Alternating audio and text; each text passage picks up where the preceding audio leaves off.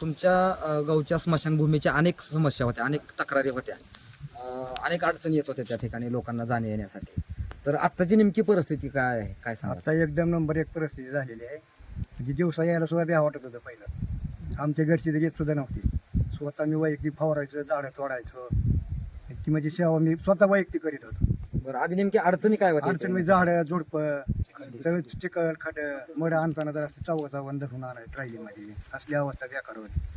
बरगावची लोक आली म्हणा तरी काय मसनवटा हे आहे हे आहे. म्हणजे ही गावात राहायची इथं सुद्धा येत नव्हती लोक, वाट नसल्यामुळं असली अवस्था बेकार पाहिजे. आता आता आता काय रोड एकदम नंबर एक म्हणजे काय 4 फूट माझ्या स्वतः जॅकच भरलं सगळं. मी भरताना सुद्धा होतो टिपर असं 4 फुटाचा थर दिला सगळा. पाणी 2-3 टाइम मिळभर टँकर करायचं काम झालेलं आहे. स्वतः माझ्या वैयक्तिक हिरीचं पाणी मी दिलंय. भाऊ आल्यामुळे सगळं म्हणजे ह्या माणसामुळे कुठलीच गावाचं म्हणजे काय नाही.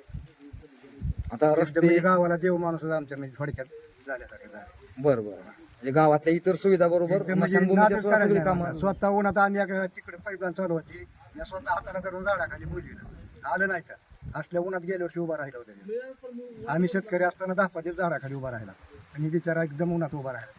आमच्या रानातून पाईपलाईन गेलेली आहे गेल्या वर्षी, कारण या डोळ्यानं वहिले म्हणजे ह्या दिवसातच पाण्याची टाकी. तेवढी मी स्वतः काळजी स्वतः उभा राहून